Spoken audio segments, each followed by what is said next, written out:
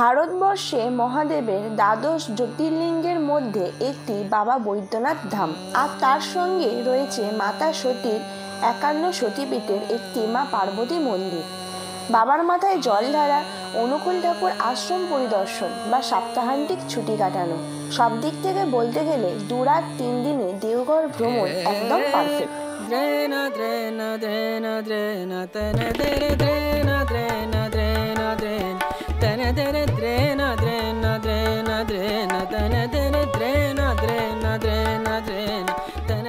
দেওঘর কিভাবে আসবেন? যেহেতু কলকাতা থেকে মাত্র 4 থেকে 5 ঘন্টা সময় লাগে এইখানে পৌঁছতে, তাই সকাল সকাল ট্রেন ধরে বৈদ্যনাথ ধামের নিয়ারেস্ট স্টেশন জেসিডি জাংশনে চলে আসুন। আমি স্ক্রিনে জেসিডি স্টেশনে পৌঁছানোর পারফেক্ট টাইম হিসেবে কয়েকটি ট্রেনের নাম্বার, নাম ও সময় দিয়ে দিলাম।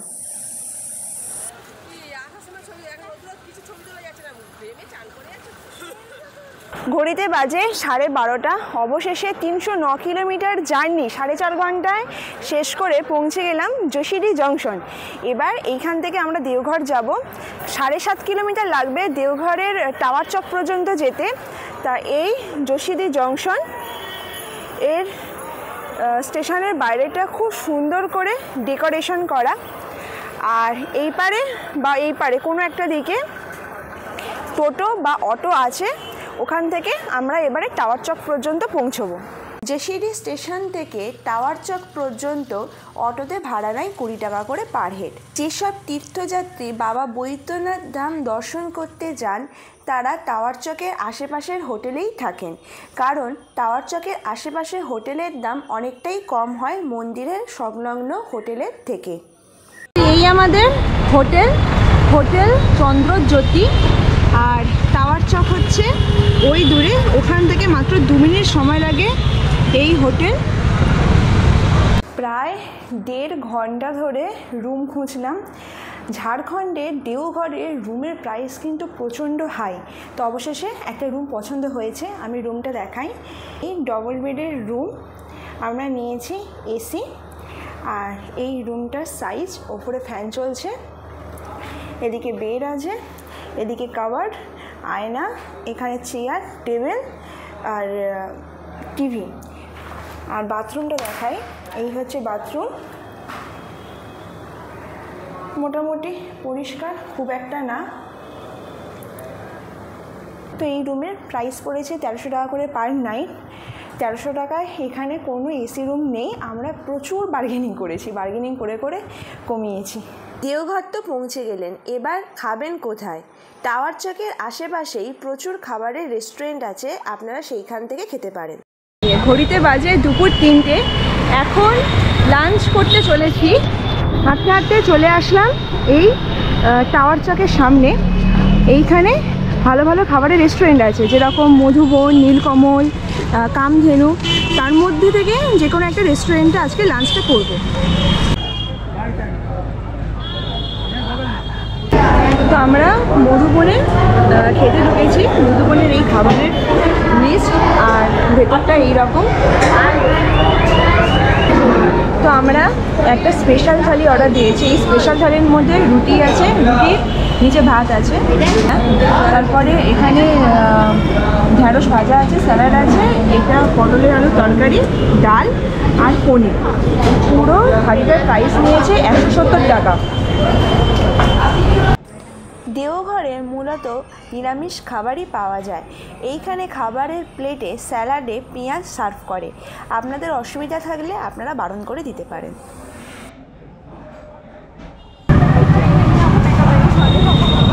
ঘড়িতে বাজে 6:05। এখন এই মন্দিরে যাচ্ছি, আর এই মন্দিরে যাওয়ার রাস্তায় দুপাশে বিভিন্ন ধরনের দোকান আছে, যেরকম জামা কাপড়ের দোকান, জুতোর দোকান, তারপর খাবারের দোকান কিন্তু দেখতে পাচ্ছি না, ব্যাগপত্র সমস্ত কিছু।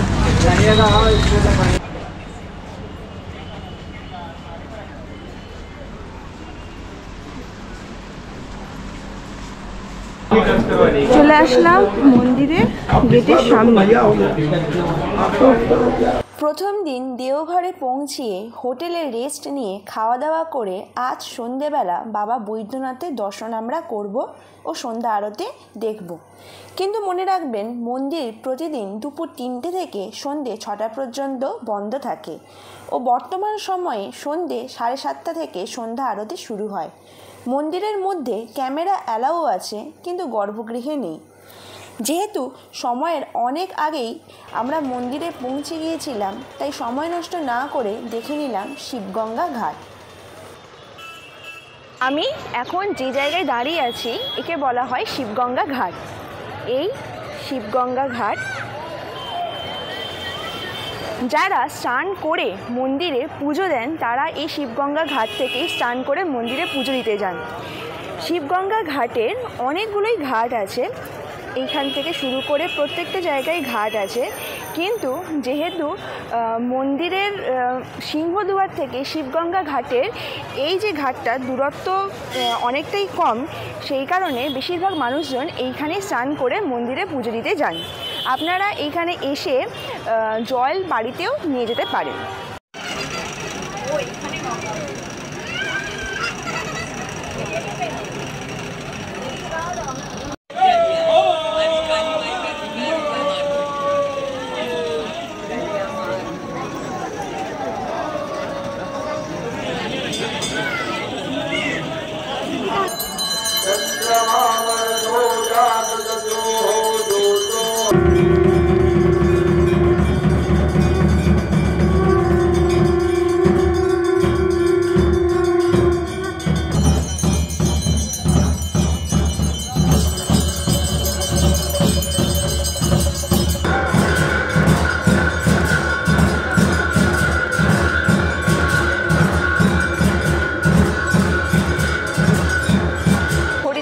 বাজে 8:30, প্রায় 1 ঘন্টা সন্ধ্যা আরতি বাবা বৈদ্যনাথ ধামে হল।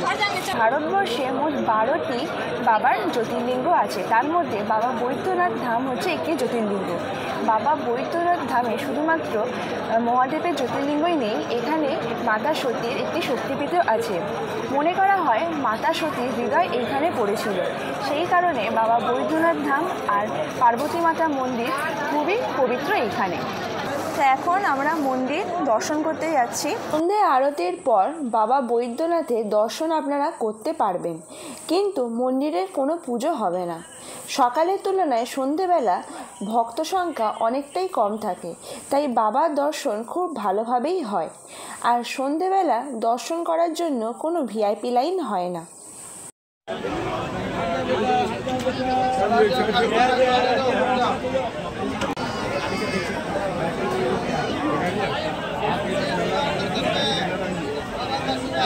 এই বাবা বৈদ্যনাথ ধাম মন্দির কমপ্লেক্সের মধ্যে মোট 22খানা মন্দির আছে। এই বাবা বৈদ্যনাথ জ্যোতির্লিঙ্গ বাদেও মন্দিরে আরও 21টি মন্দির আছে, যেমন মা পার্বতী মন্দির বা জয় দুর্গা সতীপীঠ, মা বগলা মন্দির, সূর্য মন্দির, হনুমান মন্দির, সরস্বতী মন্দির, সন্ধ্যা মন্দির, মহাকাল ভৈরব মন্দির, ব্রহ্মা মন্দির, মা জগজ্জননী মন্দির, মনসা মন্দির, রাম সীতা মন্দির, নীলকণ্ঠ মন্দির, শ্রী লক্ষ্মীনারায়ণ মন্দির, মা অন্নপূর্ণা মন্দির, মা কালী মন্দির, গঙ্গা মন্দির, মা তারা মন্দির, গৌরীশঙ্কর মন্দির, অনন্ত ভৈরব মন্দির, শ্রী গণেশ মন্দির ও নর্মদেশা মন্দির। এই যে রাস্তাটা থেকে ফিরছি, এই গলিটার নামই হচ্ছে প্যারা গলি।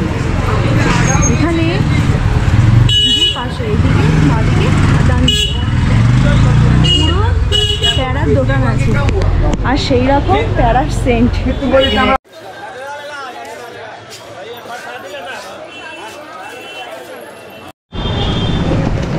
এখন একটা দোকান থেকে এই চুড়ি দেখছি, এইগুলো কাঠের চুড়ি, এটা 100 টাকা হ্যাঁ, এটা 100 টাকার সেট। এখানে প্রচুর কালার আছে। মন্দির থেকে বেরিয়ে আমরা চলে গেলাম রাতের ডিনার করতে। আজ খেয়ে তাড়াতাড়ি শুয়ে পড়ব, কারণ আমরা কাল মন্দিরে পুজো দিতে যাব, তাই যত সকালবেলা যাওয়া হবে তত ভালো হয়। মধুবন, নীলকমল ও কামধেনু রেস্টুরেন্টে রাত 10:30টার পর থেকে 11টা পর্যন্ত খাবার সার্ভ হয়।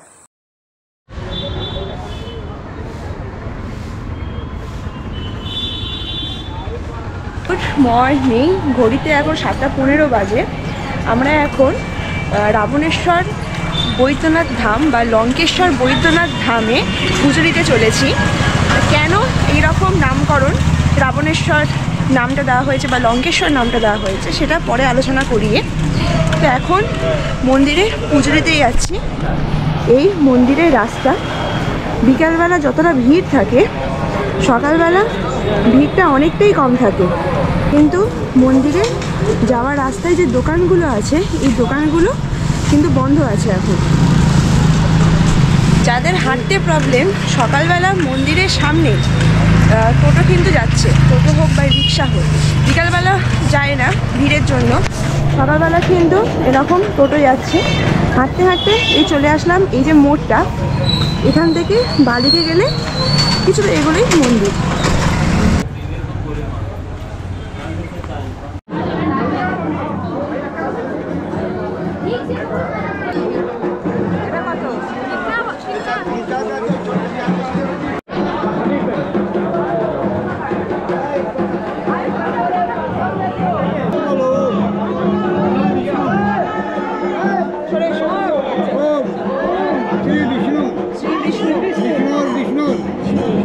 हरि हरि हरि जम्बो दीपे भारत खंडे बद्रीनाथ क्षेत्रे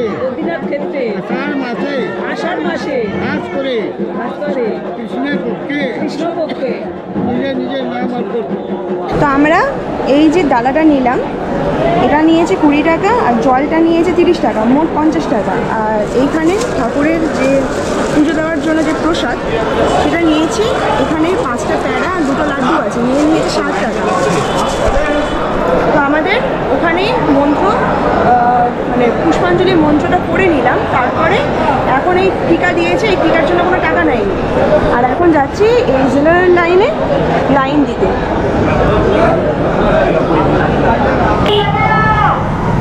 এই যে ওপর দিয়ে লাইনটা যাচ্ছে এটাই হচ্ছে জেনারেল লাইন।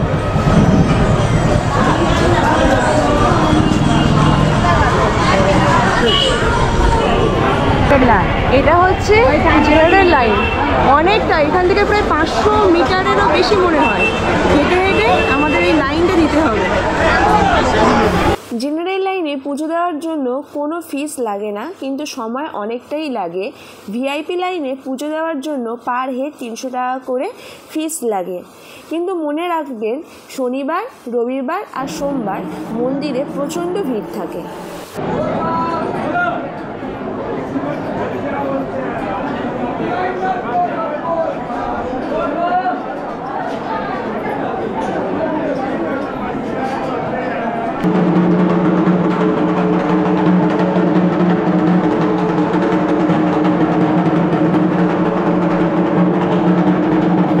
রাবণেশ্বর বা লঙ্কেশ্বর বৈদ্যনাথ ধাম কেন এরকম নামকরণ হয়েছে?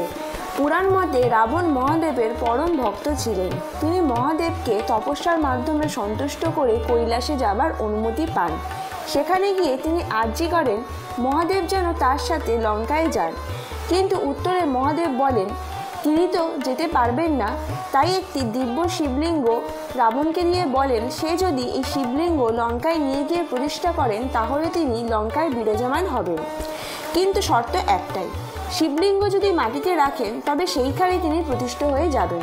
কথা মতো রাবণ শিবলিঙ্গ নিয়ে রওনা দেন লঙ্কার উদ্দেশ্যে, কিন্তু এদিকে দেবতারা সলা পরামর্শ করেন কিভাবে রাবণকে আটকাবে, তা না হলে রাবণের অত্যাচার আরও বেড়ে যাবে। দেবতাদের ক্রিয়াকলাপের ফলে রাবণের লঘু সংখ্যা আসে ও তিনি শিবলিঙ্গ মাটিতে রেখে দেন ও রাবণের ফিরতে ফিরতে এই শিবলিঙ্গ প্রতিষ্ঠা হয়ে যায়। রাবণ অনেকবার ওঠানোর চেষ্টা করেন, কিন্তু পারেন না এই শিবলিঙ্গকে ওঠাতে। তাই রাগের বশে শিবলিঙ্গের ওপর জোরে আঘাত করেন, তাই শিবলিঙ্গ কিছুটা মাটিতে বসে যায়। সেই থেকেই শিবলিঙ্গের ওপরে রাবণের 5 আঙুল সহ হাতের ছাপ বিরাজমান আছে।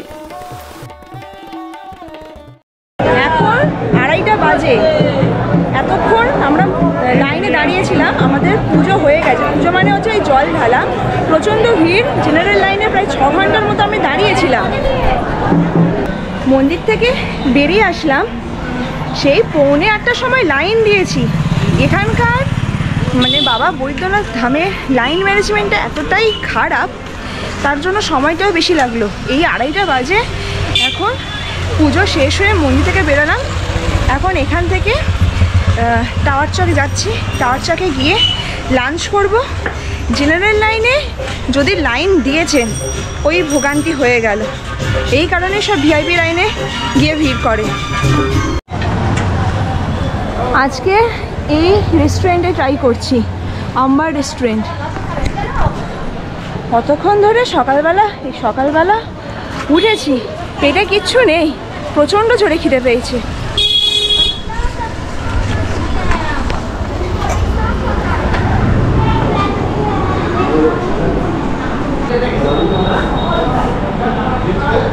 এই আজকে ঘরের লাঞ্চ। এই থালিটার প্রাইস পড়েছে 160 টাকা। রুটি, ভাত, এখানে একটা সবজি, মটর পনির, স্যালাড, ডাল। হ্যাঁ, এখানে কিন্তু সমস্ত রেস্টুরেন্টই ভেজ, কিন্তু এইখানে ভেজে কিন্তু পেঁয়াজ দেয়। হোটেলে প্রায় 2 ঘন্টার মতো রেস্ট নিয়ে টোটোতে মাথা পিছু 20 টাকা করে ভাড়া দিয়ে চললাম অনুকূল ঠাকুর আশ্রম বা সৎসঙ্গ আশ্রম দর্শন করতে।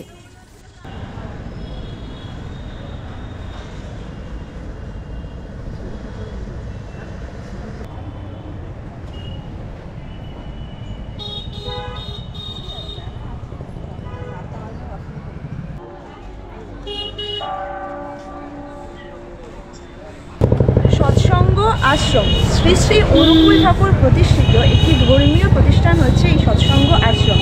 যেসব দর্শনার্থী লঙ্কেশ্বর বৈদ্যধাম দর্শন করতে আসেন তারা অবশ্যই এই সৎসঙ্গ আশ্রমে ঘুরে যান। আর এই আশ্রমের মধ্যে কোনো ফটোগ্রাফি অ্যালাউ নেই, তা আমি দেখাতে কিছু পারবো না। তো ওই এন্ট্রি দিয়ে ঢুকে এইটা হচ্ছে সৎসঙ্গ আশ্রমের ভেতরে এরিয়াটা, আর ওখানে মন্দিরটা আছে। তো এই পর্যন্ত অ্যালাউ আছে ক্যামেরা।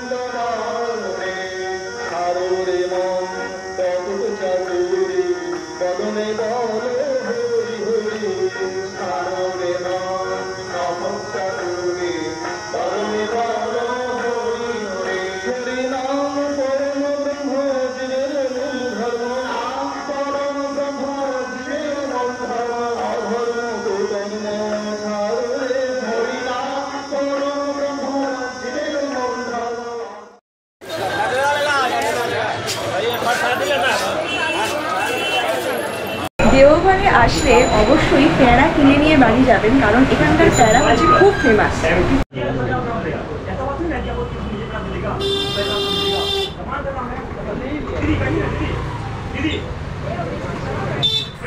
আমরা 390 টাকা করে কেজি প্যাঁড়া নিয়েছিলাম, 500 গ্রামের মতো।